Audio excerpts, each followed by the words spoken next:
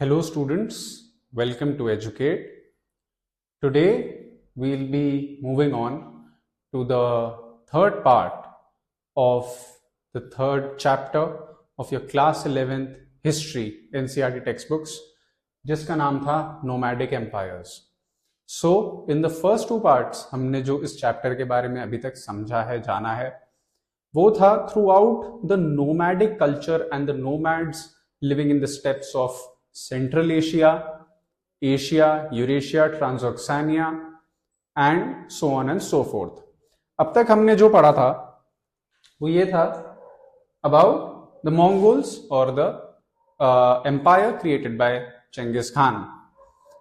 हमें जो समझने की जरूरत है वो ये है कि ये जो एक्सपेंशन था such a rapid expansion of different tribes within Mongolia. Genghis Khan की खुद की लाइफ के बारे में हमने पढ़ा कि कितनी उसमें प्रॉब्लम्स थी, how much he faced, and even then in the kurultai how he got elected and chosen as the great Khan. He was born with the name Temujin, so on and so forth. ये सारा empire खड़ा करने के बाद जो problems Genghis Khan को face करनी पड़ी थी वो दो तीन थी. First of all, it was a very large empire, a very diverse empire. So the problems I'm stating here, just for a quick recap. So the first one was large empire. इसमें आप elaborate करके भी लिख सकते हैं, मैं आपको topic wise बता रहा हूं. इसमें आपने क्या लिखना है लार्ज एम्पायर में कि इतना बड़ा एम्पायर था from Korea to western Europe, जहां पे Batu Khan and the grandson of Genghis Khan almost reached outside Vienna. He camped there. And from the north to Russia, from Russia to southernmost part being China. That's how the big that empire was throughout the Middle East and Turkey, Eurasia, you name it. Apart from Japan. Do not include Japan in your answer. Firstly. Secondly, too diverse, बहुत diverse था. ठीक है. Third point, factionalism.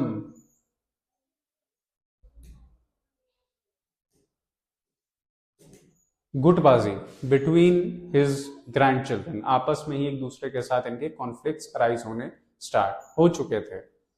Also what we noticed was different grandsons had different aspirations, and we also read about the lineage of Tamerlane, and also at the same time Zahiruddin Babur, the founder of the Mughal Empire. Farghana से कैसे उसको निकाला था. They were Chagatai Turks and they were basically pushed off by the descendants of Monkey Khan. All right. Tolui Khan की lineage के बारे में हमने पढ़ा. Egyptian uprisings and the defeat of the Mongol empire by the hands of the Egyptians is something that we also studied. Their empire across Afghanistan etcetera. Now we will be moving forward with social, political and military organisation of the Mongols. Alright. So among the Mongols and many other nomadic tribes as well, all the able-bodied adult males of the tribe would bear arms. They constituted the armed forces when the occasion demanded.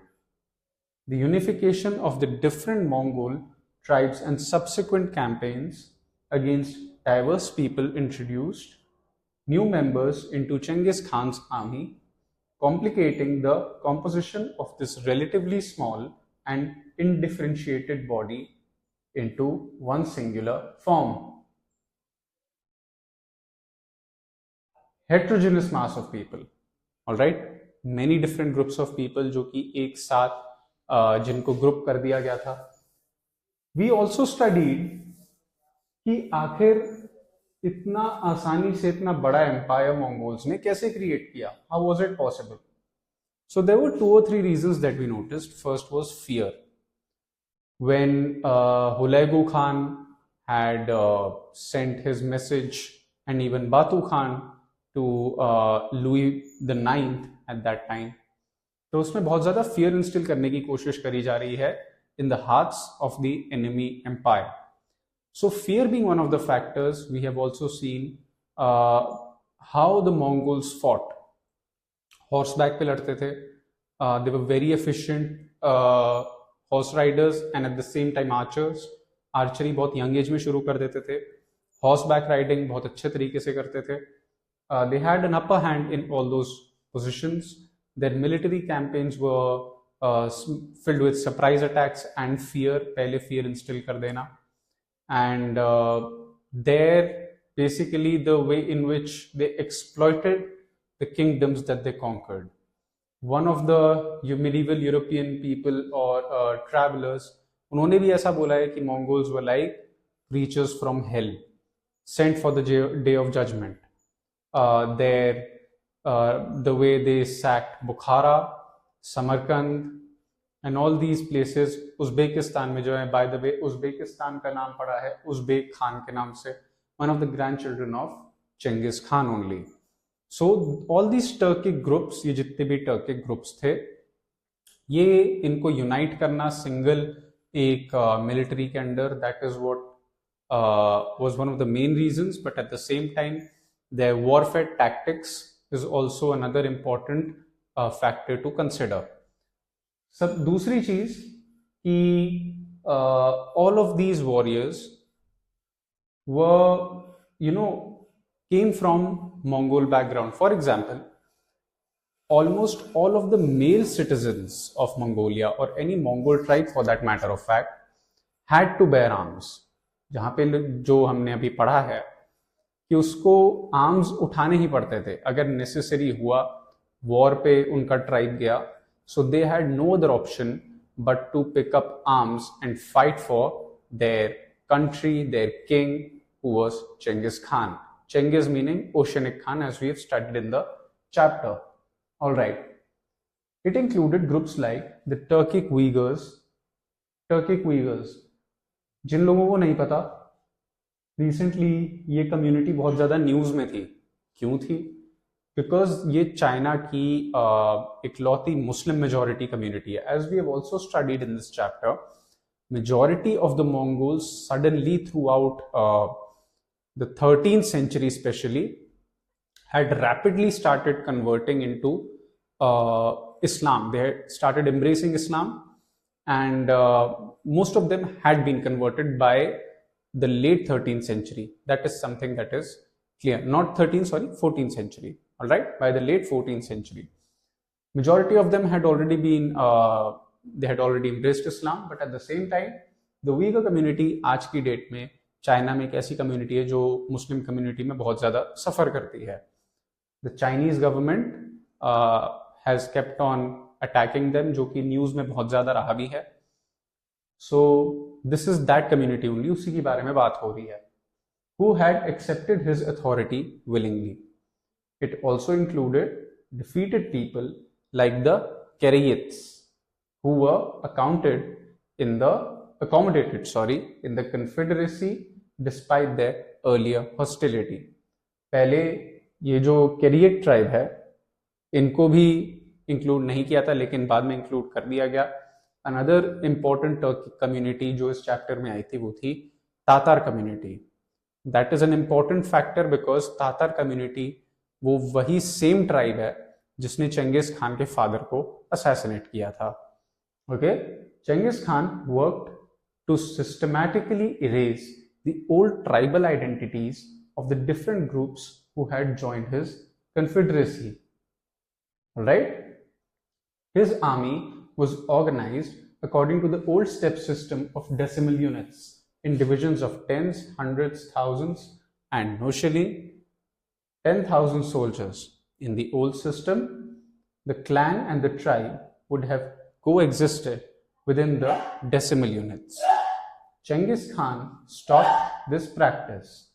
He divided the old tribal groupings and distributed their members into new military units. Any individual who tried to move from his or her allotted group without permission received harsh punishment.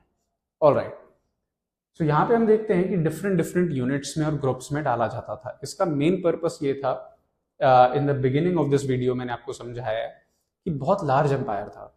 Even for the matter of fact अगर हम present day Mongolia का map देखें तो with in that map also, जो कि presently जिसका कह सकते the modern map of Mongolia was outlined by the Manchu dynasty, जिन्होंने मंगोलिया को टेक ओवर कर लिया था after the fall of the Mongol empire, alright, after it collapsed. Anyways, different tribes with slightly different dialects, for example India में भी ऐसे कई सारे स्टेट्स हैं। अगर आप हरियाणा की बात करें तो अलग अलग जगहों पे अलग अलग लैंग्वेजेस बोली जाती हैं। मेनली हरियाणवी है, but at the same time different dialects change हो जाते हैं, alright.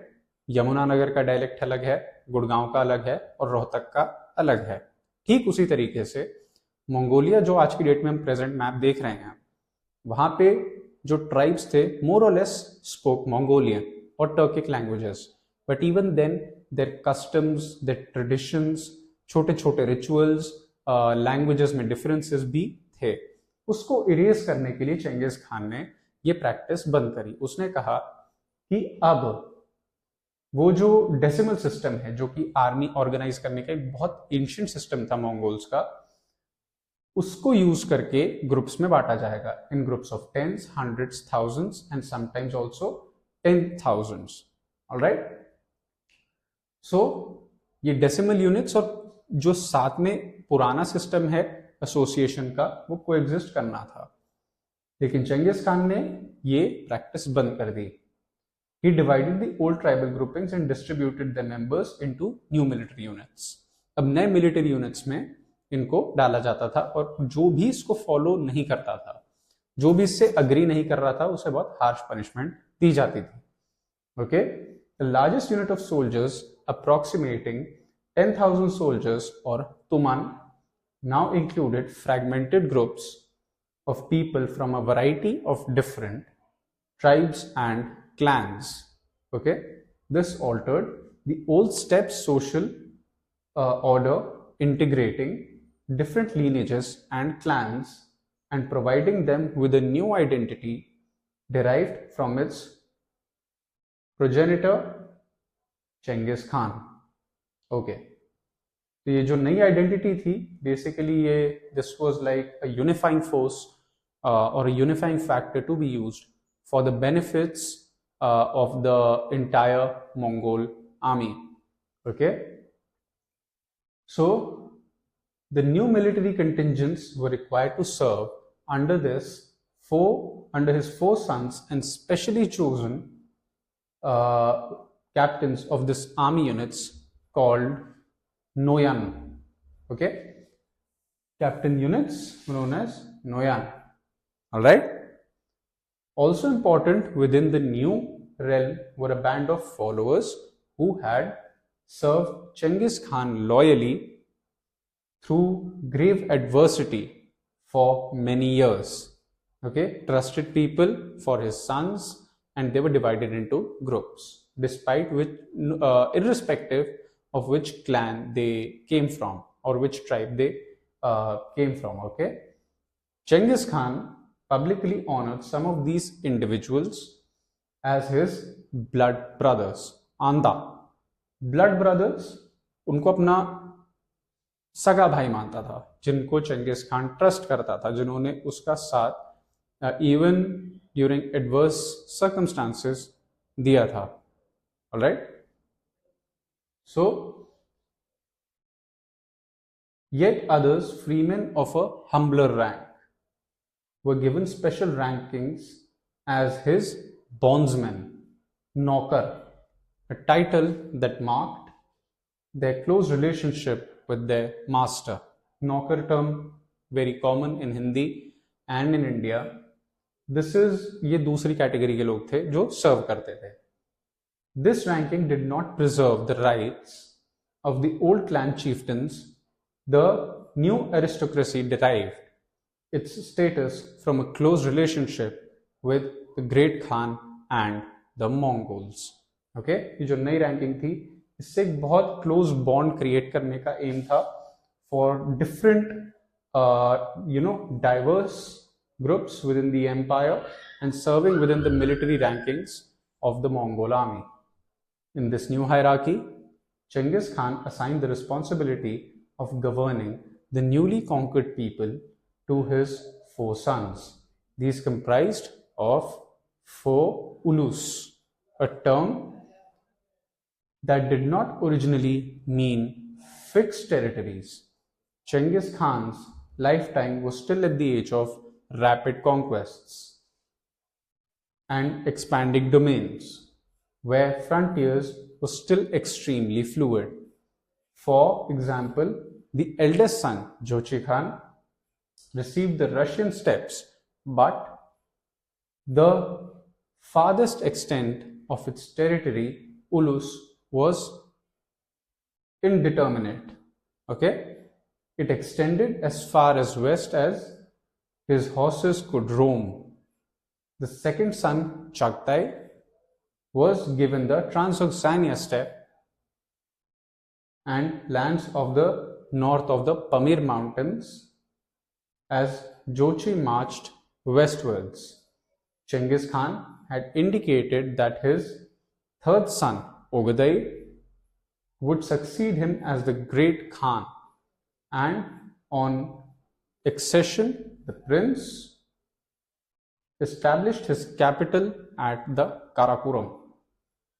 The youngest son, Tolui, received the ancestral lands of Mongolia. Okay, so इसके जो 4 बेटे थे चंगेज खान के, उनको डिफरेंट एम्पायर्स सौंपे गए थे. For example, we start with Jochi Khan, the eldest son. उसको जो एरिया मिला था वो रशिया का मिला था, and that was so large and so big that उसकी कोई सीमा नहीं थी. देर आर, जैसे रशिया का अगर आप मैप देखेंगे, मॉस्को के थोड़ा सा ईस्टर्न साइड पे उराल माउंटेन्स आते हैं. सो उराल माउंटेन्स का जो ईस्टर्न पार्ट है, that is considered as predominantly Asian, and the western side of the Ural Mountains is predominantly European in their lifestyle, language, etc. You name it. That way, उसकी जो boundary थी during that time also was indeterminate. Nobody knew how large the empire was. However, the second son, Chagtai, was given the Transoxanian steppe and lands of the North Pamir mountains. All right. Transoxiana, the crescent countries, Turkey से लेकर के basically middle east included and central Asia, that is Turkmenistan, Tajikistan etcetera. Then we have after Chagatai we have Ogedei. Ogedei Khan के पास जो responsibility थी वो ये थी that Genghis Khan himself wanted Ogadai to succeed him as the great Khan of Mongolia, कि जो Genghis Khan का उत्तराधिकारी है, the actual heir to the throne of Genghis Khan would be his third son Ogadai, and henceforth the son was given the accession to the established capital at the Karakoram. Karakoram, जिनको नहीं पता, एकदम अगर हम north में देखें, which is at this point of time POK में है, पाकिस्तान ऑक्यूपाइड कश्मीर में है, उससे थोड़ा हम नॉर्थ पे जाते हैं. So the land that unites China with the western part, जो एक कन्वर्जेंस पॉइंट है between Tajikistan, Kyrgyzstan and China, इनके बीच का जो रीजन है that was known as the Karakoram region, जहां पर कि चंगेज खान ने अपने थर्ड सन को वो कैपिटल सौंपा था. That went into accession.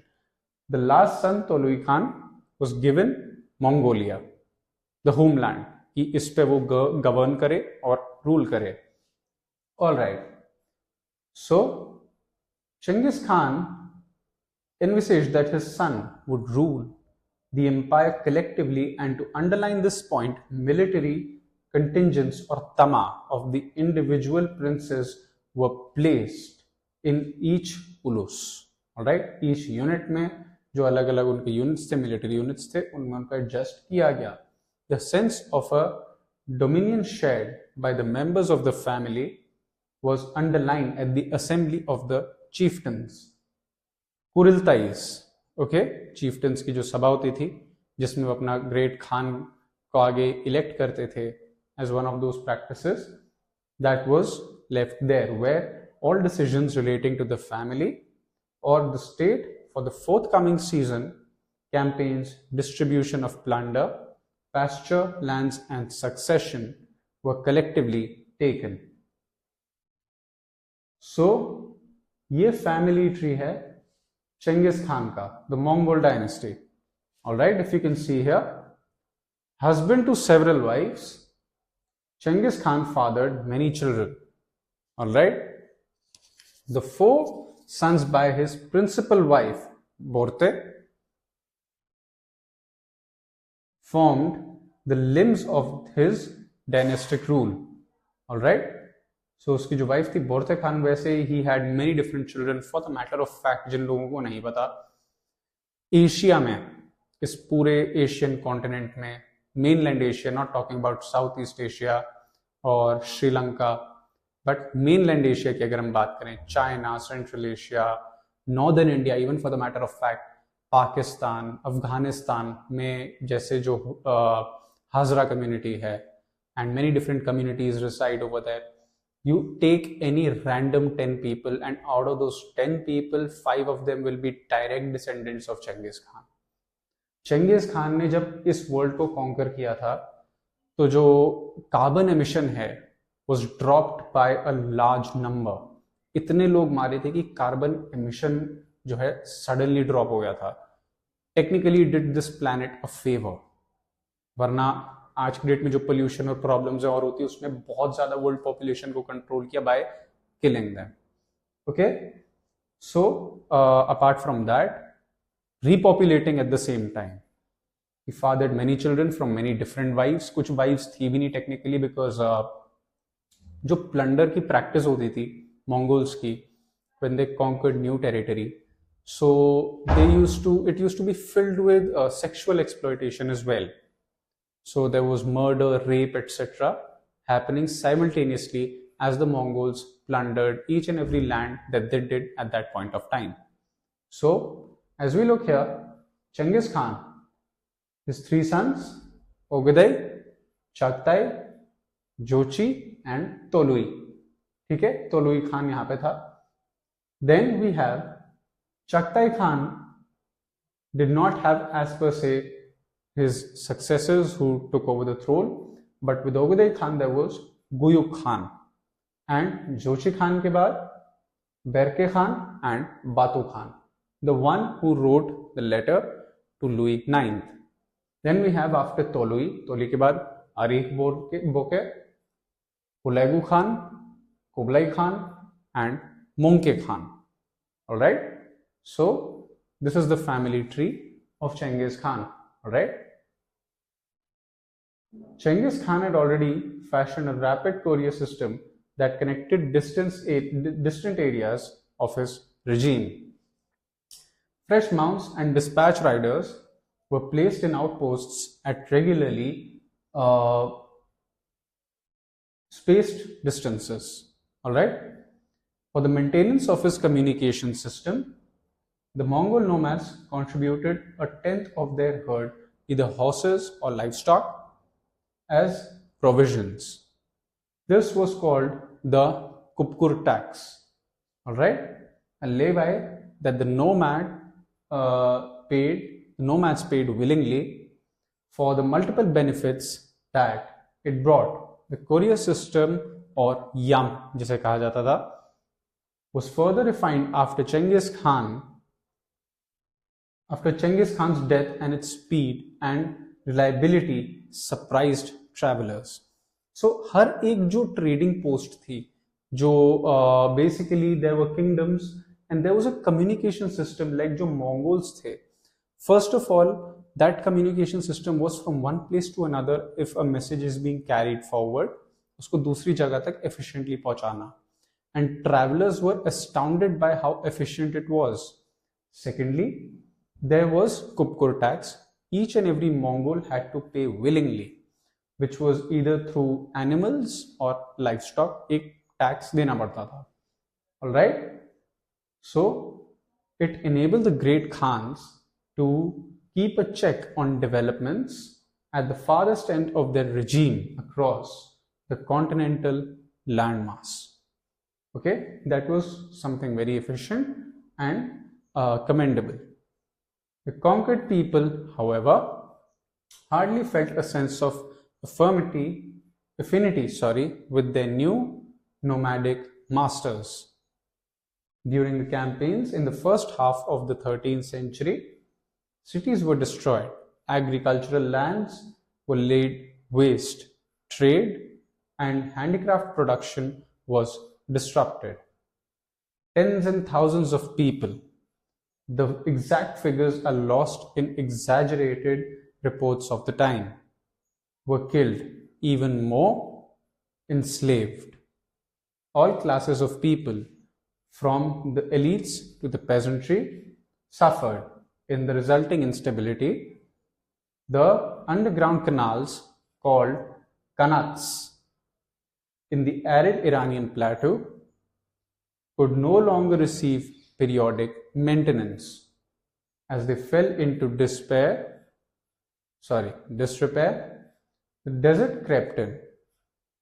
This led to an ecological devastation from which parts over the Khorasan never recovered. Once the dust of the campaigns had settled, Europe and China were territorially linked. In the peace ushered in by the Mongol conquest, Pax Mongolica, trade connections matured. Commerce and travel along the Silk Route reached its peak under the Mongols, but unlike before, the trade routes did not terminate in China. So basically, what we see here is commendable route system and everything, जिससे कि बहुत ज़्यादा जल्दी message deliver हो जाते थे. But at the same time जो local population थी, they did not like the nomad masters very much. Why? Because उनके लोगों को मारा था, उनके लैंड खराब कर दिया, उनकी चीजें तोड़ दी, this and that, and then they were ruling over them. That is why they did not have that affinity towards the new Mongol kingdom. All right. Secondly, the trade flourished due to the efficient communication system, which delivered messages from all across different continents in a very fast way. But at the same time, what we notice here is जो trade route है, that did not end in China. So trade expanded. So if you look at the map over here, the red arrows are campaigns under Genghis Khan, and blue lines are the Mongol campaigns post 1259. All right, under his children and his grandchildren later on. And ये जो dotted line है आपको अगर दिखेगी, if you see right here, this, let me just mark, this right here is the Silk Route. ये Silk Route है. Okay, this is the Silk Route. Oops, sorry.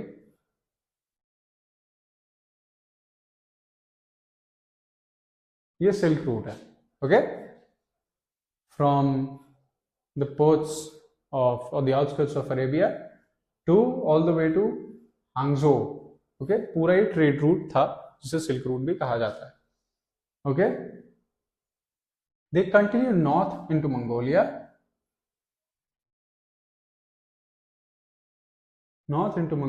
and to Karakoram in the heart of the new empire. Communication and ease of travel was valid to retain the coherence of the Mongol regime, and travelers were given a pass, paisa in Persian, girig in Mongolian, for safe conduct. Traders paid the Baj tax for the same purpose, all acknowledging thereby authority of the Mongol Khan. Okay, Baj tax, very important. ये आपको, you have to remember these terminologies, by the way. Okay, So you have the बज tax, पैसा और गेरेगे. ये आपको terms याद होनी चाहिए, right? This will make your answer a bit more solidified.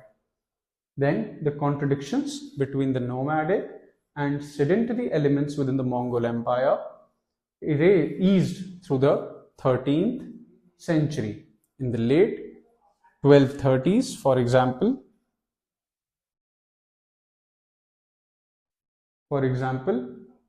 or as the Mongols waged their successful war against the Qin dynasty in northern China, there was a strong pressure group within the Mongol leadership that advocated the massacre of all peasantry and the conversion of their fields into pasture lands.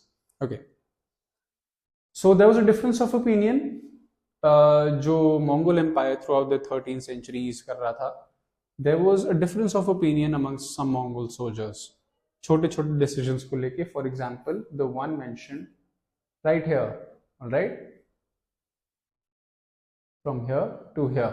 यहाँ से आप देखेंगे 1230s में जो चिन dynasty थी उसको जब गिराया था, तो कुछ सोल्जर्स ये बोल रहे थे कि सारे पेजेंट्स मार दो और उनके एग्रीकल्चरल फील्ड्स जो हैं उनको पैस्चर लैंड्स बना दो अपने एनिमल्स को चराने के लिए, जानवरों को चराने के लिए.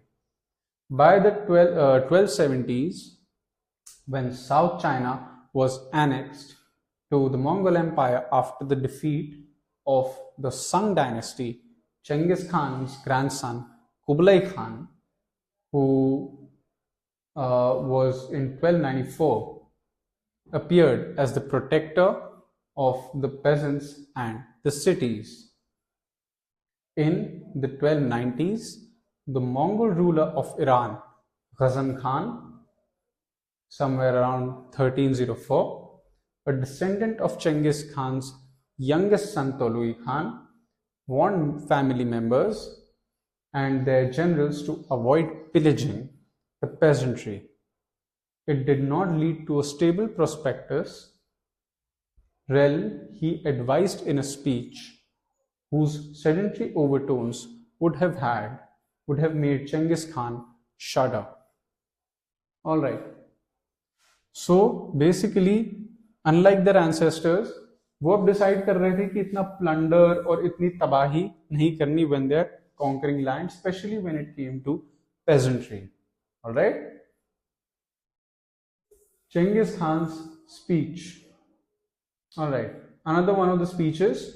एक तो हमने उज़्बेकिस्तान की पढ़ी थी जिसमें सारे एरिस्टोक्रेसी को इकट्ठा किया था.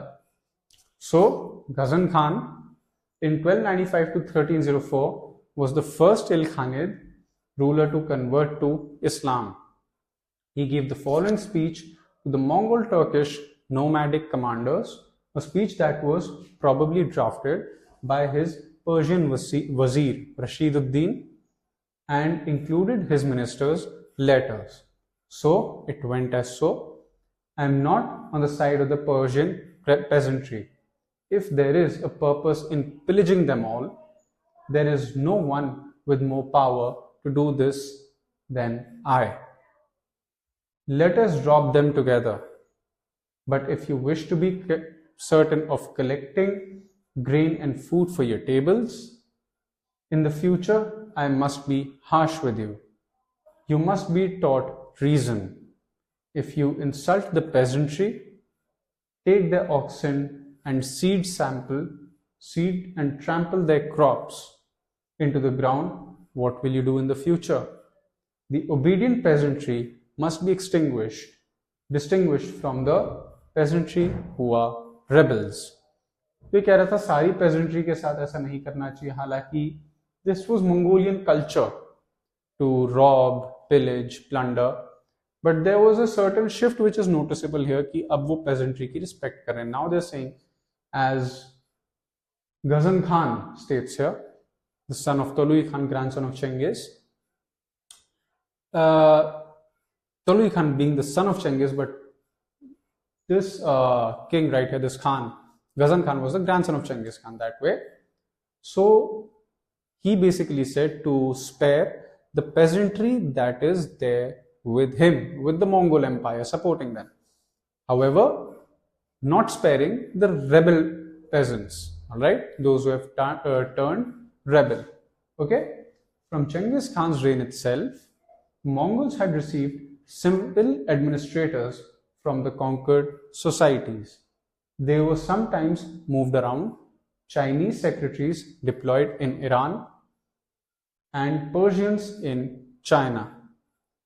Chinese secretaries deployed in Iran and Persians in China. ये प्रॉब्लम हमें यहाँ देखने को मिल रही है. The different diverse groups in different regions also adapting to the language at the same time.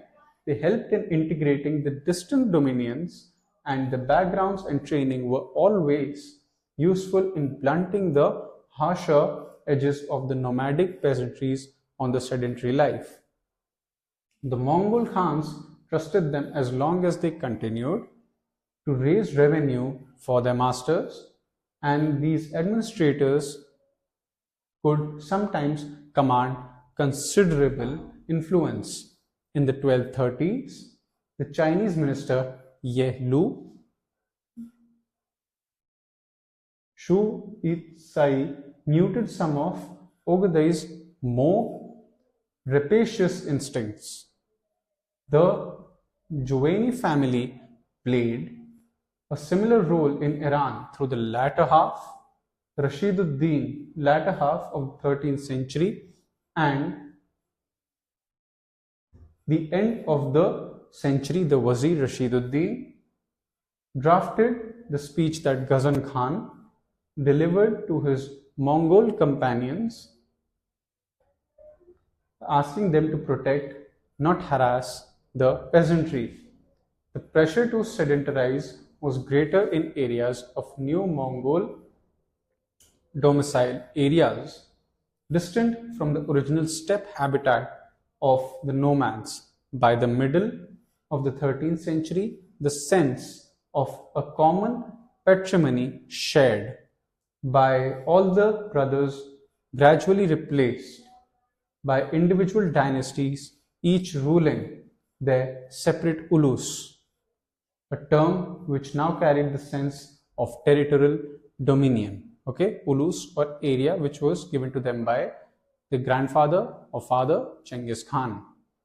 All right, this was in part a result of succession struggles where the Genghis Khanate descendants competed for the office of Great Khan and prized pastoral lands. Okay, descendants of Tolui had come to rule both China and Iran, where they had formed the Yuan and Ilkhanate dynasty.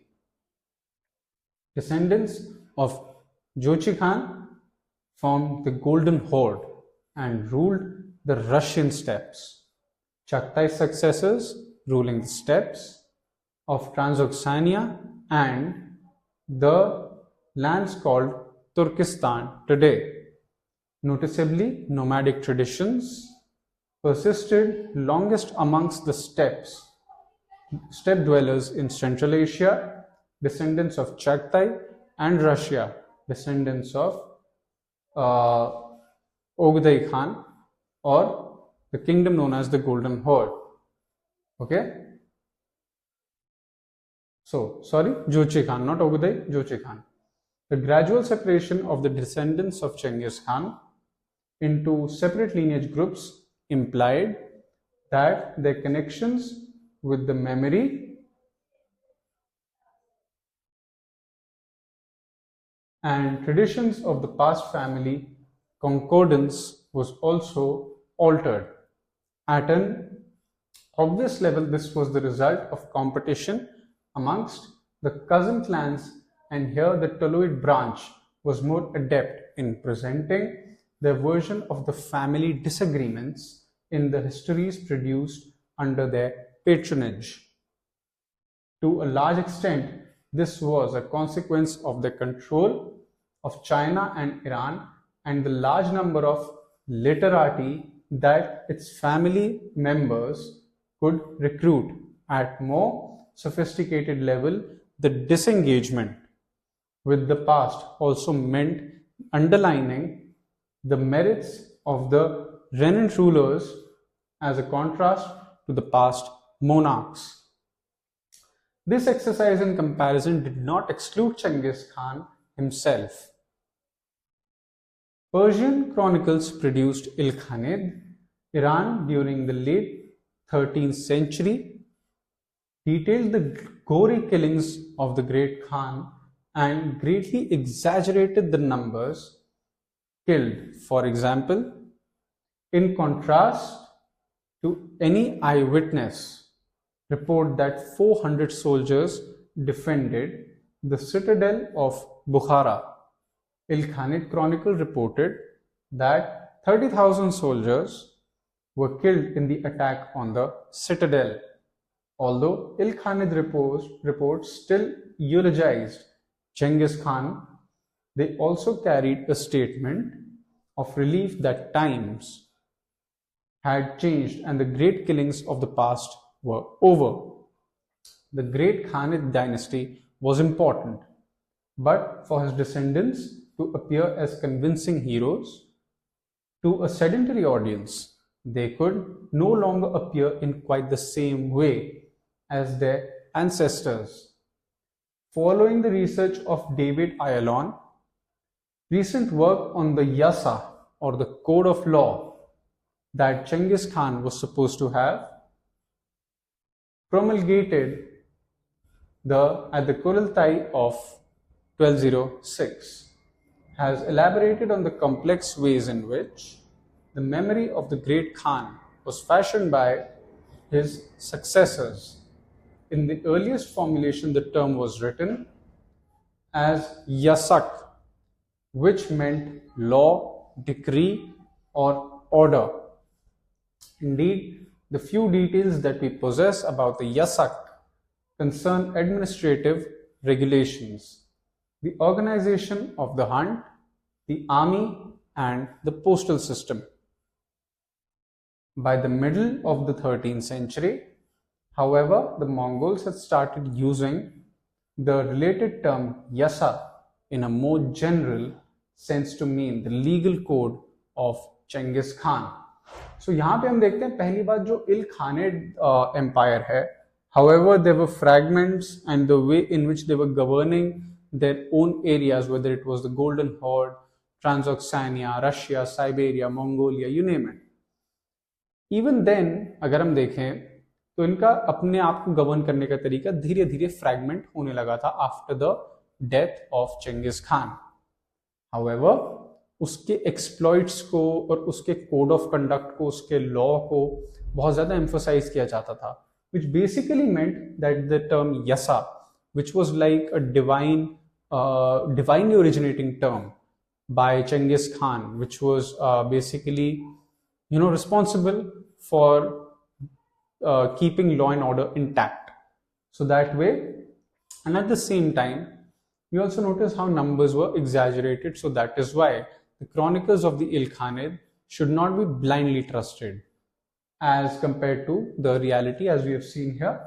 The numbers killed during the sacking of Bukhara, the citadel, how many people died and how many lived. That way, उस तरीके से हमें ये समझना चाहिए कि कुछ numbers exaggerated थे.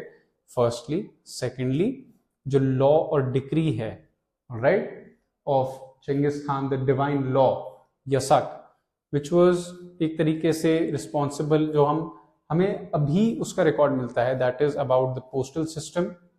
Firstly, organization of the hunting, and we also have administrative regulations like that of the army को organize करना और attack को lead करना.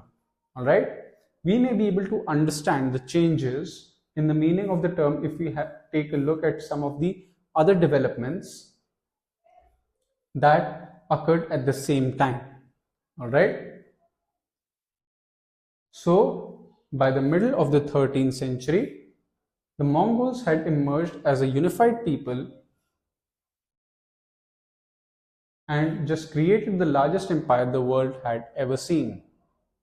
They ruled over very sophisticated urban societies with their respective histories, politically, cultures and laws, although the Mongols dominated the region, they dominated the region basically politically, and they were in the numerical minority. The one way in which they could protect their identity and distinctiveness was through a claim to sacred law given to them by their ancestor. इतने diverse group को इसी तरीके से वो control कर पाते, वरना थोड़ा मुश्किल हो सकता था. The Yasa was in all probability a compilation of the customary traditions of the Mongol tribes, but in referring to it as Genghis Khan's code of law, the Mongol people also laid to claim came to give a lawgiver like Moses and Solomon, divine figure जो कि commandments देता हो, all right, whose authoritative code could be imposed on their subjects. The Yasa served to cohere the Mongol people around a body of shared beliefs. It acknowledged the affirmity to Genghis Khan and his descendants, and even as they absorbed different aspects of a sedentary lineage or a lifestyle, gave them the confidence to retain their ethnic identity and impose their law upon the defeated subjects. It was an extremely empowering ideology, and although Genghis Khan may not have planned such a legal code, it was certainly inspired by his vision and was vital in the construction of a Mongol universal dominion. So about the Yasa, ये Yasa ऐसा क्या था कि इसकी जो theory है या जो आइडिया इतना इम्पोर्टेंट था मंगोल एम्पायर के लिए. In 1221, after the conquest of Bukhara, Genghis Khan had assembled the rich Muslim residents at the festival ground and admonished them. All right, he called them sinners and warned them to compensate for their sins by parting with their hidden wealth. The episode was dramatic enough to be painted, and for a long time afterwards, people still remembered the incident. In the late 16th century, Abdullah Khan, a distant descendant of Jochi, Genghis Khan's eldest son, went to the same festival ground in Bukhara, unlike Genghis Khan. However, Abdullah Khan went to perform his holiday prayers there. His chronicle, Hafiz-e-Tanish, reported this performance of Muslim piety by his master and included the surprising comment. This was according to the Yasa of Genghis Khan. All right. So a divine order, a divine rule, or a divine set of rules provided by the higher powers to the ancestor of the Mongols, who was Genghis Khan. तभी वो अलग अलग subjects को जो different diverse group से belong करते थे newly conquered lands पे उसे इम्पोज कर पाते. For example this incident over here. Conclusion, situating Genghis Khan and the Mongols in world history. When we remember Genghis Khan today, the only images that appear in our imagination are of those of a conqueror, the destroyer of cities, and an individual who's responsible for the death of thousands of people. Many 13th century residents of towns in China, Iran, and Eastern Europe looked at the hordes from the steppes and with fear and distaste. And yet, for the Mongols, Genghis Khan was the greatest leader of all time. He united the Mongol people, freed them from interminable tribal wars and Chinese chieftains or exploitation, brought them prosperity, fashioned a grand transcontinental empire, and restored trade routes and markets that attracted distant travelers like the Venetian Marco Polo during the time of Kublai Khan. The contrast images are not so simply a case of dissimilar perspectives. They should make us pause and reflect on how one dominant perspective can completely erase all others. Beyond the opinions of the defeated sedentary people, consider for a moment the sheer size of the Mongol Empire or the dominion in the 13th century and diverse body of people, faith that it embraced. Although the Mongol Khans themselves belonged to a variety of different faiths, Shaman, Buddhist, Christian, and eventually Islam, they never let their personal beliefs dictate public policy. Secular thought and equal way से empire को देखना, which also played one of the parts in the fall of the Mongol Empire, but at the same time it was something that can be considered as commendable. Okay, Christian and eventually Islam, they never let their personal beliefs dictate public policy. The Mongol rulers recruited administrators and armed contingents from people of all ethnic groups and societies, or religions as well. Theirs was a multi-ethnic, multilingual, multi-religious regime that did not feel threatened by its pluralistic constitution. This was utterly unusual at that time, and historians are only now studying the ways in which the Mongols provided ideological models for later regimes like the Mughals in the Indian subcontinent. The nature of the documentation of the Mongols and any nomadic regime makes it virtually impossible to understand the inspiration that led to the confederation of fragmented groups of people in the pursuit of ambition to create an empire. The Mongol Empire eventually altered in its different milieus, but inspiration of its founder remained a powerful force. At the end of the 14th century, Timur, another monarch who aspired to universal dominion, hesitated to declare himself monarch because he was not of Genghis Khanate descent. When he did declare his independent sovereignty, it was as the son-in-law or Guregen of the Genghis Khan family. Today, after decades of Soviet control, the country of Mongolia is recreating its identity as an independent nation. It has seized upon Genghis Khan as a great national hero who is publicly venerated and whose achievements are recounted with pride. At a crucial juncture in the history of Mongolia, Genghis Khan has once again appeared as an iconic figure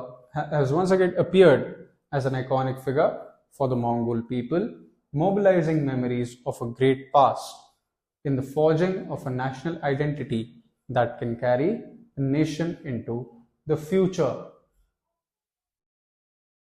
All right. So basically, ये था आपका chapter. Now, looking at some of the questions and answers. Why was trade so significant to the Mongols? Trade was significant to the Mongols. इसका जो answer है वो 2 या 3 fold हम दे सकते हैं. फर्स्ट रीजन, ट्रेड इतना सिग्निफिकेंट क्यों था मंगोल्स के लिए? बिकॉज वेरेवर दे वेंट, पहली बात, they used to plunder and lay ruins to whichever land they conquered. अगर लैंड कॉन्कर कर लिया, वहां के लोग सारे मार दिए, वहां का एग्रीकल्चरल लैंड डिस्ट्रॉय करके उसे पैस्चरल यूज के लिए यूज कर रहे हैं, तो trade and commerce became a very efficient और द मोस्ट नेसेसरी वे जिससे कि रेवेन्यू एम्पायर जनरेट कर पाए possibly. Alright, and that is why they had efficient postal systems, and they emphasized so much on trade along the area of the Silk trade route and how it was elongated during the time of the Mongol Empire. Even when Genghis Khan himself ruled, that time also, and even after his death, when his children and grandchildren came into power, that is also the time when trade flourished. All right, trade routes were protected and it was encouraged, and merchants and businessmen, traders had they were protected, and they were basically had to be given allowance or some sort of a sign or a symbol so that they could not be harmed during the way.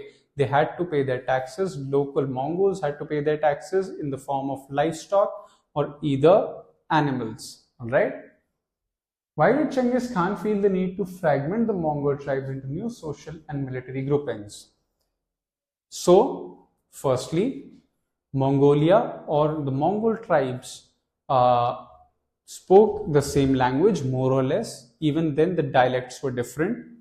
It was a vast, diverse group of people who he wished to rule over.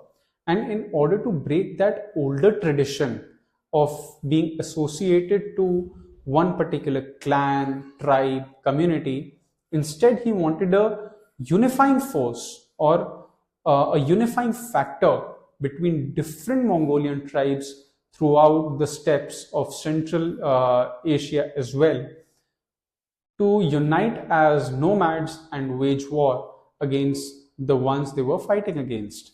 That is why, क्योंकि बहुत ज़्यादा diverse था, बहुत different languages, different cultures, different rituals, and lifestyle was different amongst certain Central Asian or Mongol tribes. That's why. Third question, how do later Mongol reflections in the Yasa bring the uneasy relationship they had with the memory of Genghis Khan? So with respect to Yasa, पहली बात हमें ये देखने को मिलता है how contradictory it was.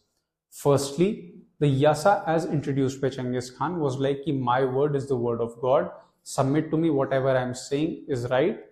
And later on his children, especially his grandchildren, उसके grandchildren तक वो चंगेज खान और अपने एंसेस्टर को बहुत ज़्यादा रिवियर करते थे, बहुत ज़्यादा लुकअप करते थे, and they used to justify by saying that this was a divine order revealed by Genghis Khan himself. For example, the sacking of Bukhara, the citadel, and Samarkand also, Abdullah Khan, his descendant, उसी mask में उसने मुस्लिम elites को massacre किया था Genghis Khan ने by saying this was Yasa, the divine order, and at the same time his own descendant was there offering prayers, holiday prayers. More or less, ये तो चलो बहुत बात की बात है. Even during the time of his children and grandchildren, they had, we can say in a certain way, different methods or ways of governing their respective areas. Whether it was Jochi Khan, Ogdai Khan, Tolui Khan, you name them. So even Chagtai Khan, for the matter of fact, इन लोगों ने अलग तरीके से अपने areas को govern करते थे, and that main concerning और connecting factor was that of their ancestor who was Genghis Khan. उसका code of conduct, rule of law, the codified set of laws और Yasa, the divine order, was also emphasized. Okay, if history relies upon written records produced by city-based literati, nomadic societies will always receive a hostile representation. Would you agree with this statement? Yes, this statement can be considered as correct because that would only be one-sided part of history. Does it explain the reason why Persian chronicles produce such inflated figures of casualties resulting from Mongol campaigns? Two reasons. Firstly, they had suffered many losses, and that is why the numbers were exaggerated.